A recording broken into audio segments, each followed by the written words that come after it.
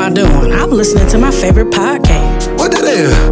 SCTT TV. Soul Consciousness.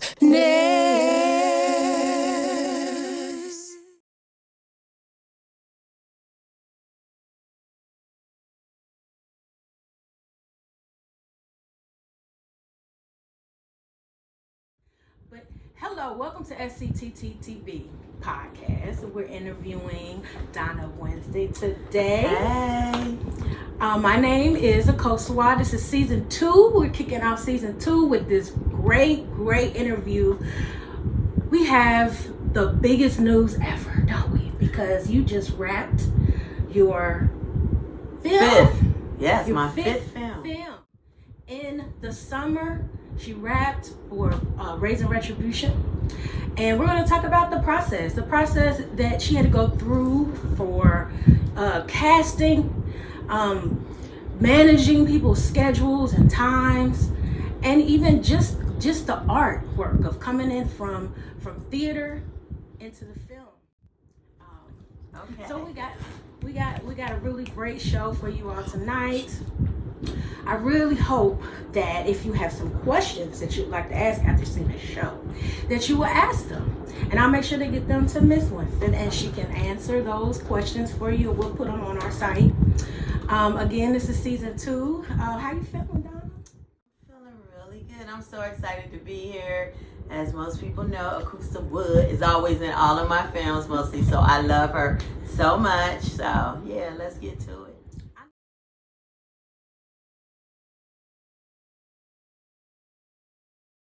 It looks kind of weird because somebody is missing in action. Miss D-Michele, but she's doing her producing job today. She's behind the camera. So if you all want to say hi to her, she's behind the camera, but she's a little camera shy today. Hi. And then we have Carmilla also here. I know she didn't want to get introduced, but she's in the audience as well. Everybody say hi. All right, so let's break this down. How did you get started in film? Okay, so how did I get started in film? Well, you know I came from theater. So me and my cousin, actually, we were at her house. And she said, what do you want to do? And I said, well, actually, I wanted to go audition for Lee Zeller's production, Sometimes She Bite. And I was like, well, forget it, it's too late, we can't make it. She was like, nah, cuz we gonna make it, let's go. So we jumped in the car, we driving down there, and then we get there. And then I auditioned for film. And that was my first time, because like I did 15 years in theater. So that was my passion, that's what I did, okay? So I auditioned for that, then I got a part in Lee Zeller's Sometimes She Bite. I think it was like maybe the second or third time he had tried to do this movie. And Second time. but it didn't go through. But that's where me and Mr. Lee Zellers fell in love on that set, okay? So after we fell in love with each other now, so then we were sitting one day, and one of my good friends, her mother passed away. And her daughter was really sad about it. And I said, you know what? I think I'm gonna write a movie, and I want Leah to be in it. And my friend Kelly said, what? I said, no, I'm gonna write a movie. So then I went to Lee. I said, Lee, look, if I write a movie, will you film it for me? And Lee was like, nah, I don't feel like it. I don't feel like doing it. He was kind of getting away from it at that moment because of Sometimes She Bite. So I was like, oh, please, Lee. He's like, look, I remember it was November. He said, if you can have it all cast, shot, and everything done by February, I'll do it. And I was like, say less. But of course, I ain't say less, because say less wasn't a thing to say back then. So I went ahead and I got the girls that I wanted. I cast everybody to be in it. And of course, she was my sister-in-law in it. And we shot it. We shot that movie in like 2 months. Lee had it done, everything. Then COVID came. Mm-hmm. So when COVID came, the movie was done, but we had to shut it down. So then we ended up having our first movie premiere in October. Everybody had masks on, red carpet event. It was sold out. So that's how I got started in film. And I got started in film because I wanted my friend Kelly daughter Leah, who played one of the girls in Running Backwards Part 1. She was in it. I wanted her to just get her mind off of her grandma passing away. Wow. So that's how that started. That's amazing.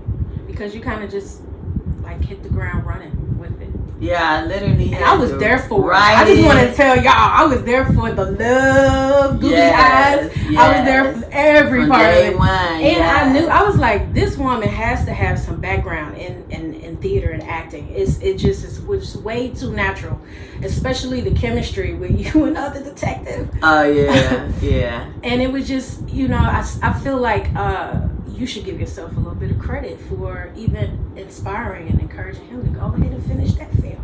Yeah. You know, because you all were on the roll. And what year was that? That was in 2019. Well, we filmed in 2019, but it was finished in 2020 when we had the red carpet event. That's amazing. Yeah. Well, hats off to you, Donna.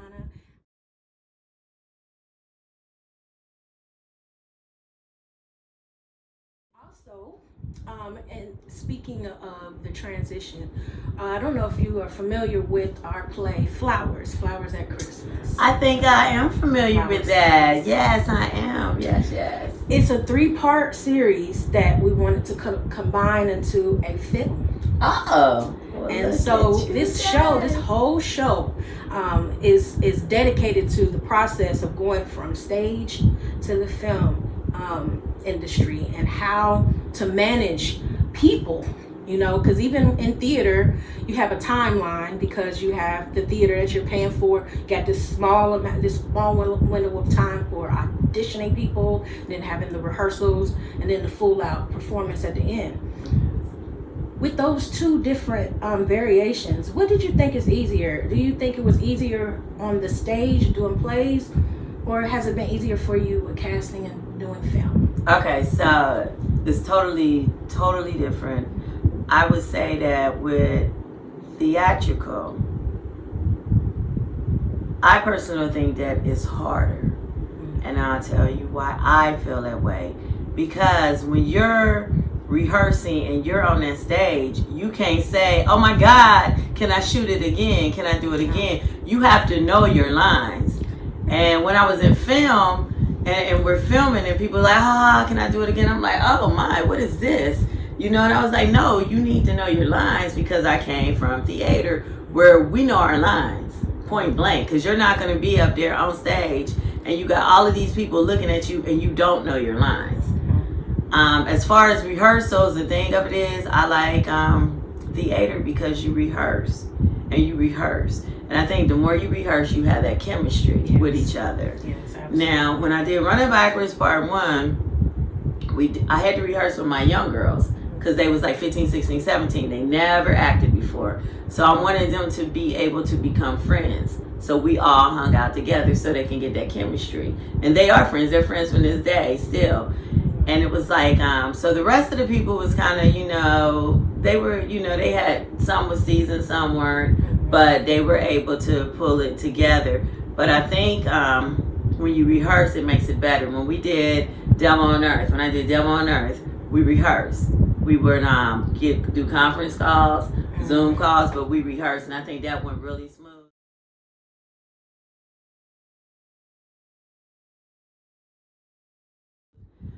I think that with casting, it's when you cast for theater, you have to make sure that you get people who know how to act more so than you would if you got somebody with film. Like me, I'm a writer, so I have taken a lot of people that I know them personally, and they said, "Oh, I want to be in a movie." And that's everybody. Mostly a lot of people always had that dream. And if you my friend, I mess with you like that. So I know them, so I write a part that I know is really them. Okay. So they pretty much, they're going to shine at it because they just being themselves. They just being themselves in front of a camera. Once they get past that part, that they have to realize that they're being filmed, they can't stare at the camera, and they get more relaxed, and they be real good at that. But I couldn't just take my friends and put them in theater because they have to know how to act. They have to know how to memorize their lines. because we can't stop and start in theater. And I remember when me and Zellers used to go back and forth because he's film. He's like, nah, I don't think theater is harder. I was like, oh yes it is. I was like, because you got people on this set, they don't be knowing their lines, and that's the part that he hate. I mean, that's the problem that he hate with some of my actors, because they're very new and they don't know, they're not used to acting, so they might get intimidated in front of the camera, and then he got to go back and do it again and do it again. Right. So he's just like, you got to stop with all of this.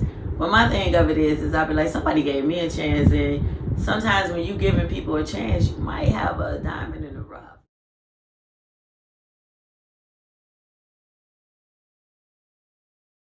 Like, I started off doing theater when I was in grade school, then I did it in high school, and then my sister worked with a lady named Terry. I cannot remember her last name, but she had a auditioning done. My sister and me is a little bit different. My sister is more reserved. She's more quiet. We just totally different. So my sister said, oh, go and audition for this play. It was Greg Stallworth play, and I love Greg Stallworth. Okay, so Greg gave me my first start. So I remember when I went there, and my mother was like, let's just go shopping. You don't need to go do that. I was like, nah, Mom, let me just run up here and audition. So I went in there. But when I went in there with my chinchilla on, my big earrings and stuff. So I think they was like, oh, that's her sister, because I was totally different from my sister. So then I was reading with her, and she was like, oh, no, I don't have anything. But Greg was in the back, and he was like, no, I want to read with her. So Greg came out, and we read the thing. And, of course, Greg was like, oh, no, I want her to be in this play. So then we did the play. And it was, what was it called? Baby Daddy. And that was my thing, because it was one thing Greg would always say about me, is that before the play, everybody would be like, we all pray. And then everybody like, I'm so nervous. Honey, when they let that curtains go, I'm like, oh, it's on. That was my thing. So it was like, I love theater, because when them curtains go up, that's what I do. You know what I'm saying? Like, I love that rush. Yeah, I love that energy. And you can hear the audience. You know, when I heard the audience, they be like laughing. And then when we did these other ones with Kim Martin, what is he? E.K. Martin now, Kim Martin.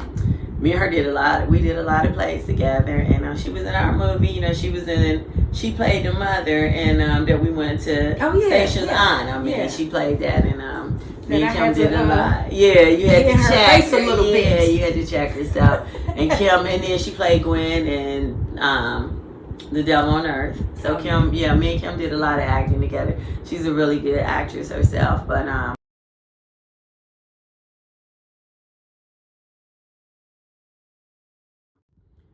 that's like, when you get on stage, to me, it's just like, it's a rush. But what I like about film is that when it comes to writing, I feel like I can really write for film. And it all started because I have an imagination. Like, everybody who know me, like my sister over there, we could just be out and I just come up with something in my head, and they be like, before, people used to think I was like crazy or weird, because she be like, why do you even, where did you even come up with that from? But it was just me being creative, and that was my creativity, because I was an artist, you know. And everybody used to just be like, man, your imagination is crazy, because I could just sit, like, we have been out to dinner, and I'll be like, what if, you know. And even when me and Lee, we just got back from Chicago celebrating his birthday, and he made a comment, I was like, man, what if this happened and this happened and this happened? And I'd be like, oh, there I go, huh? With a whole, you know, story. And he was like, yeah, he was like, your stories, but I just go on and on. You know, my mind, my imagination is always going.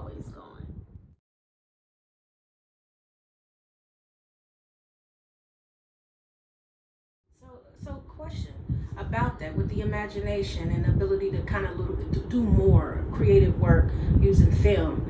How about a budget? Like, how do you work around the finances of doing something like that? Not even just actual tangible money, but even just time, putting in the time to figure out where you're going to shoot your scenes at, your locations, scouting, all that stuff. How do you pull that all together? Well, I have my little cast, you know, my crew that helps me. And one of the things that I have been so blessed with is that I have a lot of people in Cincinnati who they mess with me, or I know them, or I may have did something for them. So if I call them up and I say, I need this, and then it's like, I got you. You know, and I have been so blessed with that with my locations, you know. So with a budget, sometimes I have certain places where they'll say, well, you know, you're going to have to give them such and such amount. I'll be like, okay. But that rarely happens, because I think sometimes when you put into the city, into people, then they be happy to help you if they can. And that has helped me a lot with my budget, a lot. How much do you think, like, just to give like an approximate amount that you would spend on a production, like with the ones that the 5 that you have done so far, how much do you think that you put into each one of those productions? I would say no more than $5,000.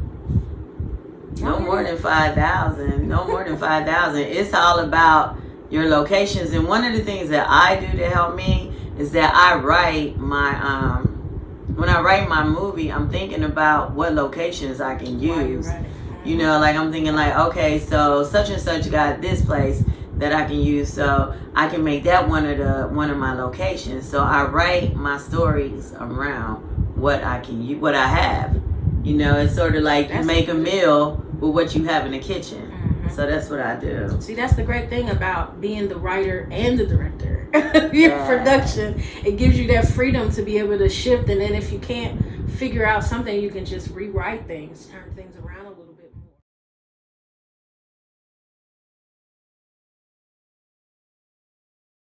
Especially with the cast that I have a large cast, and like my last 2 movies. So when you have a large cast, things happen.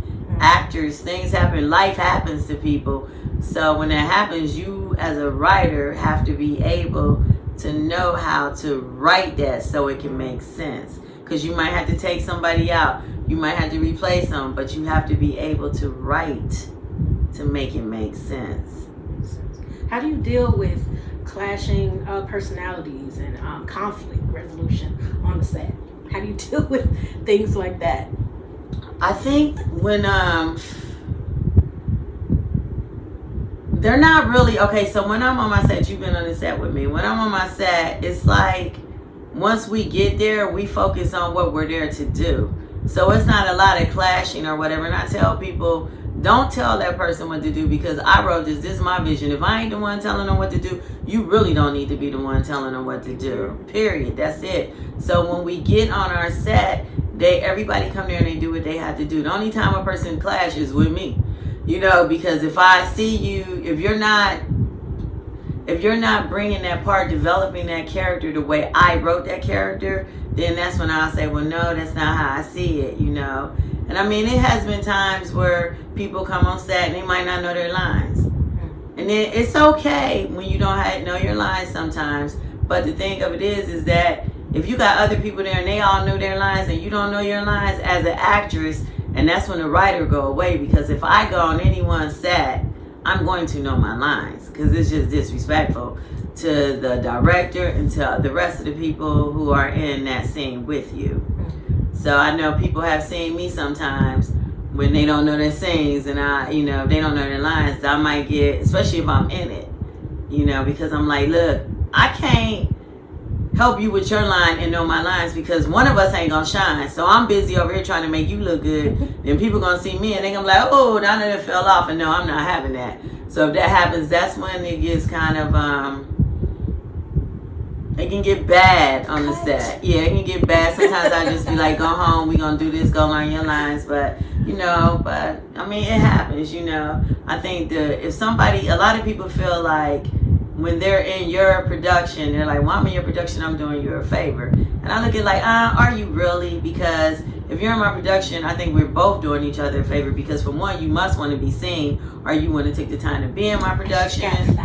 And you have to learn your lines. So I feel like I'm doing you a favor and you doing me a favor. So since we both doing each other a favor, let's put our all in and make it look good, so it'll serve the purpose that we're here, you know.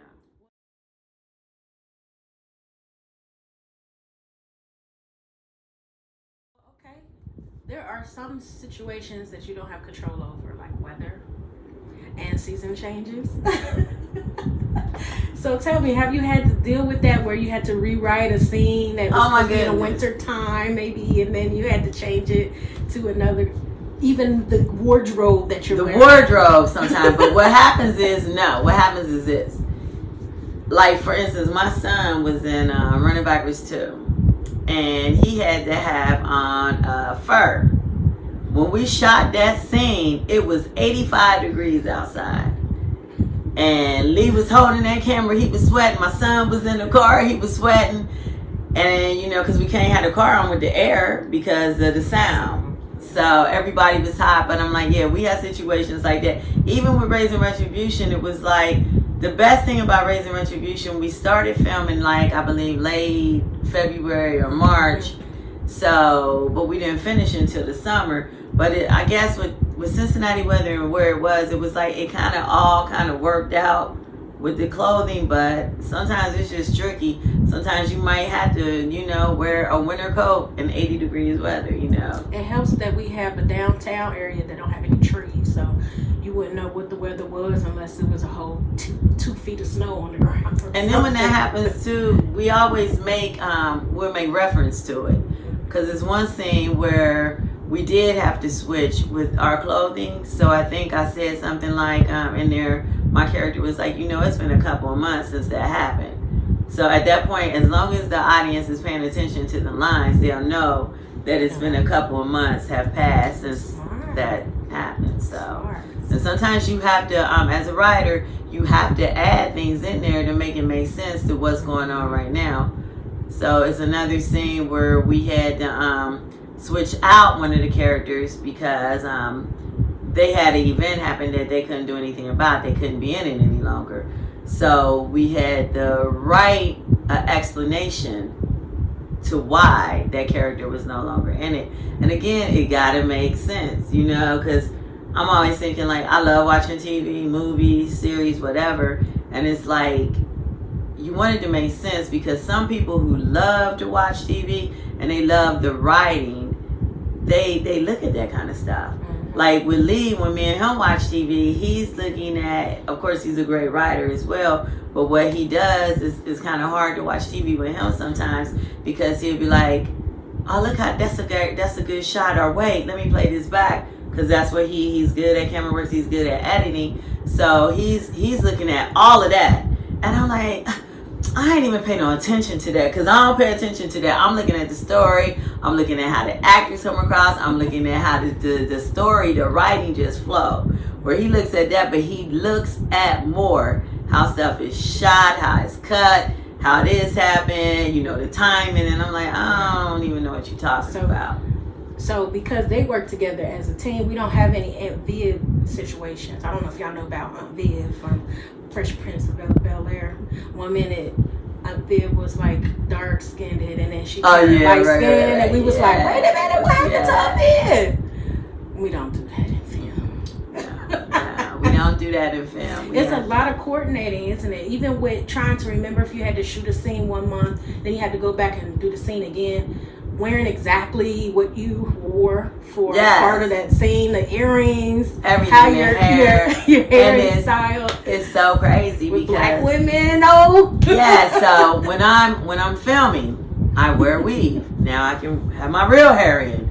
Okay, so but when I'm filming, I wear a weave, and it's for that reason right there because like I can all day long. Before I came here, my hair was curly in the car. Okay. But with my real hair, when you got your real natural hair, it ain't gonna be the same all the time. And there's no way you can get that identical same look. So that's why I always wear, you know, weave when I'm doing my movies. Or wig, but mostly I just put tracks in so I can keep the heat on, make it look the same, and we don't have to go back. But as far as with your wardrobe, I have like someone in my crew, my production, take a picture. Before we film, we take a picture of you from head to toe. So just in case we have to go back and film, we know exactly what you had on and what you look like. And most of my actors, they know, you know, if they want to start wearing the braids, like in this last production, the girl Michaela, who plays my daughter, she has all of this curly hair, but she was ready to put her hair in braids. But she couldn't do it until she knew that we were done shooting all of her scenes where she had to have the curly hair. So yeah, that's major. Yeah, these little nuances that you don't think about a lot.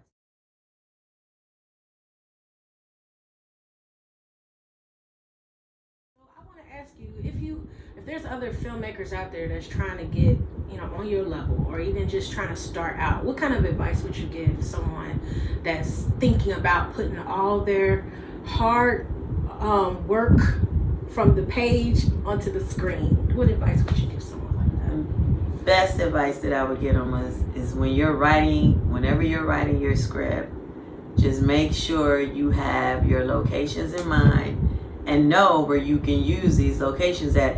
Because as long as when you're writing your script, you can write your location to be, we shot like 3 scenes in my house, and people would think it was in different locations. So that's major that you want to think about. And I would say just think about your cast. Make sure that the people that you have, that they're really vested in actually, the production. Because a lot of people think they want to film and they see the movies done and like, oh, that looks so easy. But they never see how much goes into that. How many times we had to reshoot, or Lee had to be like, let's do it again, do it this way, do it that way, in order for him to have enough takes that one take would make that person look good in there. So I would say that's the main thing. I think if you're starting out in film and you're writing, just make sure when you write your story, make sure you have your locations in mind. Be like, oh, I could use Auntie Donna's house for this. Or I can use whatever you can, or your friend restaurant or whatever. And that's how you can get your production to go smooth. That's great advice. So if people wanted to watch some of your movies and then follow you, see what you're doing next, like the premiere of Raising Retribution, how can they follow you? How can they get in contact? They can follow me on Facebook. All you have to do is look up Donna Winston and then send me a message, because I have a lot of people who are interested in acting. That's how they get in touch with me. And one thing that I try to do, I will remember you and I will go back to you. And if you're available, I say, come on out, let me see what I can do. And once I meet them, I would try to get a sense of feel of their personality. And then I'll write a little scene where they can be in, And I'm still doing it right now. Even though Zeller say I shouldn't do that, I'm still doing it right now. But yes, you can most definitely follow me on Facebook and just shoot me a shout out and say, hey, I'm interested in being in one of your movies. And I think most people, if they see this, they would say, yeah, she really will get back with you. So me and someone on my team. I can attest for that. Like all I said was, Donna, when you shoot your next movie, boom, I'm in it. Okay, I'm But you're such a good actor, so hey, I'm just bragging. That was good for me. So yeah. Well, I want to thank everyone for listening and chiming in. We're gonna open it up later for her to come back and answer some questions. It'll probably be done through like voice message or something. So like if you have questions for her, or even you want to just give her some encouragement. I think D-Michele over there has something she wants to say to me. What is it? Yes, the producer has a question. Yes. Like she was saying before, if somebody wants to go back and see the movies you've already done, how can they see them? You can watch all of my movies are Prime, Folsom, and now they are on YouTube. But yeah, you can catch them all. So I have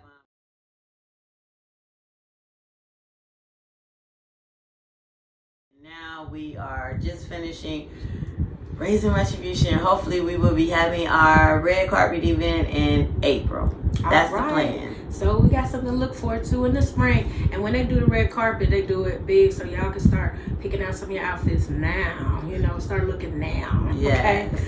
All right. So like I was saying before, if you had anything that you wanted to ask her, I'll make sure to get the questions to her, or even if you just want to give accolades and encouragement to her, and money. Oh, money is always what I'm good. saying? Money That $5,000 budget, that adds up. That adds up. Yeah. All right. So if you wanted to donate or anything like that, just reach out to SCTT TV Podcast. We're on Facebook, we're on YouTube, and we're also on TikTok. Well, that concludes our show for today. Did you have any last words you want to leave with, or any shout outs you want to put out there? Yes, I just wanted to shout out, of course, Lee Zellers. Thank you. I love you so much. I want to shout out Greg Stallworth for giving me my start in theater. I want to shout out Ike Don, because we did work together as well.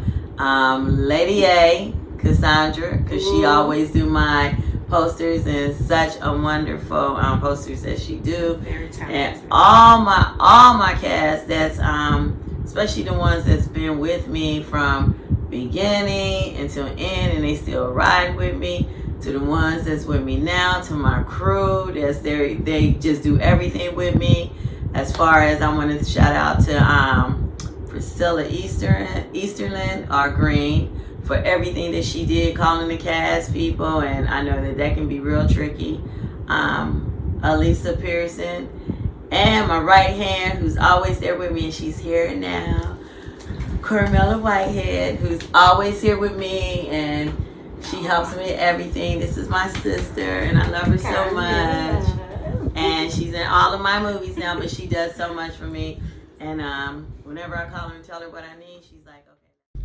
I want to give a shout out to my big sister, Jennifer Scott, for helping me with my production, with filming from day one, with keeping the cast together, being on set. Thank you. She started with me from the very first movie project and stayed with me to this one right here. So thank you, Jennifer. And Akosua, I cannot say enough about you. You have been in all of my stuff, and I wish I could have had you in everything, but you were away. She was in a whole different state, but when she came back, she was here, and I love her so much, and I'm so glad to have her in my life. And thank you. So I love you too. Thank you. Okay, and I wish her and D-Michele the best, because I know they are great with their theatrical work, and they're going to be great with their filming, and they're great with their podcast. And thank you so much for having me on here. We are very honored to have you here too. And what do we say before we leave? We want to make sure that you... Oh yeah, D-Michele, tell them what we do. Go ahead, come on now.